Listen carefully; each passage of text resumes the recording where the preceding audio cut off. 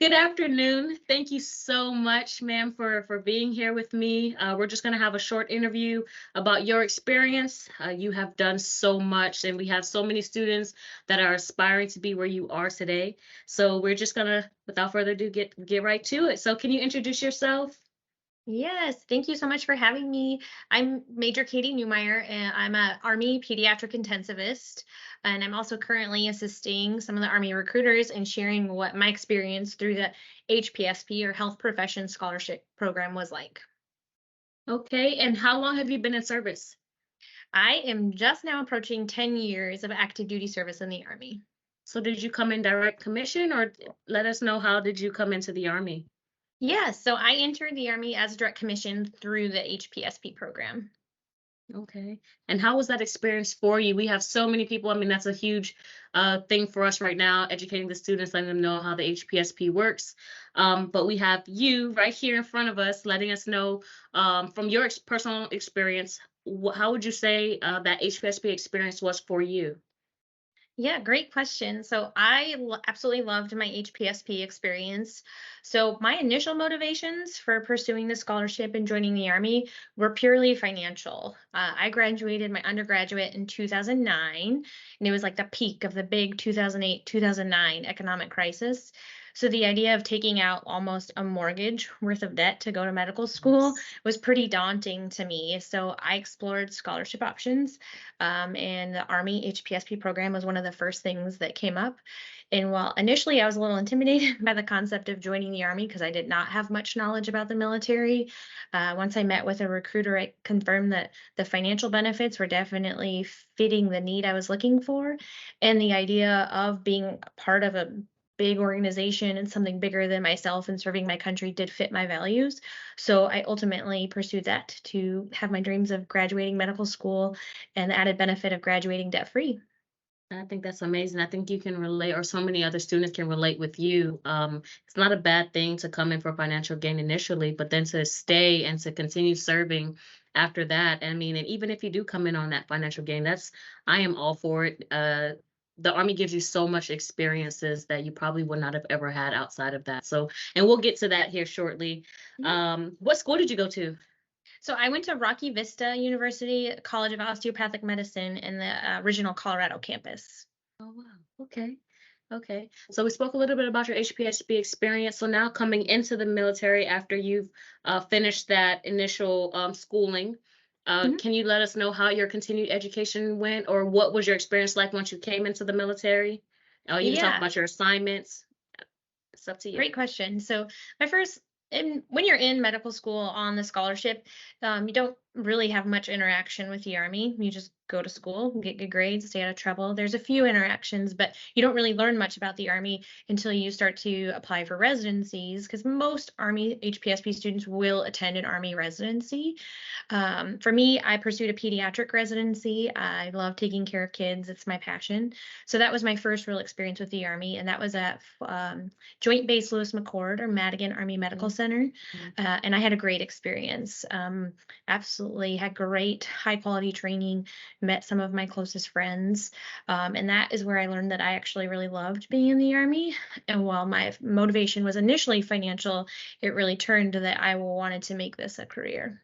That's amazing. So what led you to matching or to your residency choice? And then based off of your performance in school, what made you want to take on the residency that you took on? So I knew pretty early I wanted to do pediatrics. I love how honest kids are, and that really they're naive and they're more of a victim of their health circumstance, not necessarily Yes. one they created themselves. So I knew I wanted to work with kids. Okay. So then once you finish your residency program, you can let us know, how was your assignments? Like, what did you do after residency? Yeah, Um, great from the question. start until now, like what did you do? How was that experience for you? Yeah, so I was really fortunate in that I had identified I was interested in pursuing further training in the form of a fellowship for pediatric critical care. And I was lucky in that I was able to apply during residency and was selected to start that immediately after residency. In some Wow. instances, that's not always the case, that I may have been required to go be a general pediatrician somewhere for a while before that. But luckily for me, there was openings that year. So the Army needs PICU docs, but they don't necessarily have their own training program. So they sponsored or paid for me to go to a civilian program of my choosing. And for me, I went to the University of Utah. I had a great time there. And once I was finished my 3 years there, that was when I had my first real assignment as an attending. And I went to Fort Sam Houston, or Brooke Army Medical Center in San Antonio. Yes. It's the home of Army medicine. Had a great experience there, and I've really loved it. Okay, and then once you finished with Brooke Army Medicine, what did you do after that? Or how was your assignments like after that? Yeah, so I had actually thought I'd be there a little longer than I was, but I was selected to be in the role I'm in now, where I help recruiters. So, the Medical Corps Recruiting Integration Officer, which is a long, fancy Army title that basically means I'm the embedded physician liaison to help share the good word about Army Yes. medicine and the benefits of all our scholarship programs and help recruiters like you. And so that brought me to Fort Knox, Kentucky. Okay. And when you were at in finishing in with Utah and going over to San Antonio, how was that practice like for you? What was every day like as a physician there? Like what did you do? Yeah, so my everyday life was very similar to my everyday life when I was in fellowship, and that the weeks where I was on clinical call, it was really busy. I worked 7 days in a row, and they were long 12 or 14-hour days in the unit taking care of sick kids. However, the next week was maybe a little lighter load because I wouldn't be on call. A different doc would be, and that would be my time to pursue my other interests, whether that be research or leadership opportunities, or for me, I really like teaching. So I was heavily involved with the medical students and the residents. Okay. And with all of the experience that you've had so far, like what are your goals after the army? What do you want to do?